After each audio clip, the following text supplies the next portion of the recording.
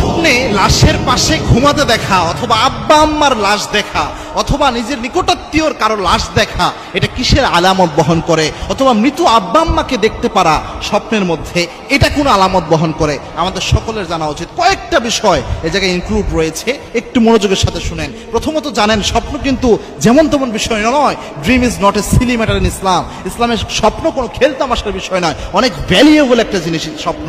এবং আল্লাহর হাফিজ ইসলাম বলতেন, নবুয়াতের 46 ভাগের 1 ভাগ হচ্ছে একটা সত্য স্বপ্ন।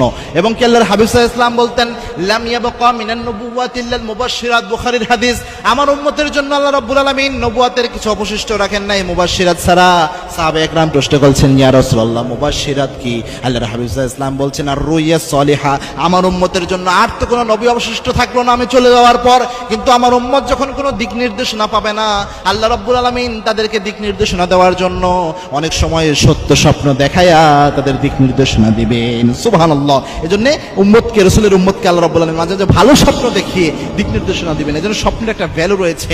এই যে স্বপ্নে মৃত মানুষ যদি আপনি দেখেন, মৃত লাশের পাশে আপনি শুয়ে আছেন, এমন যদি দেখেন, তাহলে বুঝবেন আল্লাহ আপনাকে স্মরণ করিয়ে দিচ্ছেন যে আপনারও এরকম একদিন লাশ হতে হবে। আপনার হয়তো কোনো আমলের ত্রুটি থাকতে পারে, অথবা আপনার কোনো এমন আমল থাকতে পারে যেটা আপনার ঈমানকে মেরে ফেলতেছে, আপনার রূহকে মেরে ফেলতেছে, এরকম কিছু থাকতে পারে। আপনি ওটাকে সংশোধন করেন, নিজের মৃত্যুর কথা স্মরণ করাইয়া নিচ্ছে আল্লাহ রাব্বুল আলামিন, আপনার মৃত্যুর কথা স্মরণ করিয়ে দিচ্ছে যাতে আপনি নিজেকে সংশোধন করেন। এটা অবশ্যই একটা অ্যালার্মিং একটা জিনিস। 2 নম্বর হচ্ছে, আপনি যদি দেখেন আপনার মৃত পিতা মাতাকে, যে পিতা মাতা আপনার কাছে কিছু চাচ্ছে, এরকম যদি দেখেন, তাহলে বুঝবেন আপনার পিতা মাতার কিছু সওয়াব হয়তো প্রয়োজন হতে পারে। সেক্ষেত্রে আপনি আপনার সন্তান হিসেবে আপনার আব্বা মার জন্য দোয়া করবেন। কেননা 3 ব্যক্তির দোয়া, 3টা জিনিস সাধারণত সদকায়ে জারিয়া হিসেবে থাকে। তার মধ্যে ওয়ালাদুন সালেহ ইয়াদউ লাহু, কোন মানুষ যখন মারা যায়, ইদা মাতাল ইনসান, যে ইনকাতা আনহু আমালহু, কোন মানুষ মারা গেলে আমলের সব রাস্তা বন্ধ হয়ে গেলেও 3টা রাস্তা খোলা থাকে। একটা হচ্ছে ওয়ালাদুন সালেহ, এমন সন্তান যদি রেখে যায় যে সন্তান দোয়া করবে,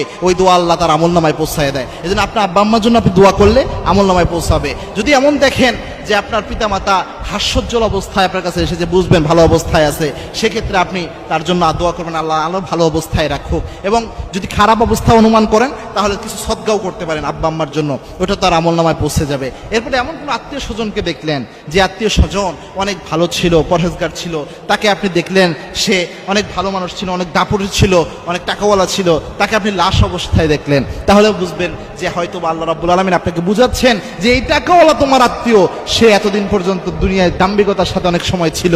অথবা অনেক ক্ষমতাওয়ালা কোনো ব্যক্তিকে আপনি লাশ হিসেবে দেখলেন, এই ক্ষমতাওয়ালা ব্যক্তি এখন সে লাশ হয়ে গেছে, মৃত হয়ে গেছে, তোমাকেও মৃত্যুর স্বাদ গ্রহণ করতে হবে। এই জিনিস আল্লাহ স্মরণ করিয়ে দিচ্ছেন। মানে আল্লাহ চাচ্ছেন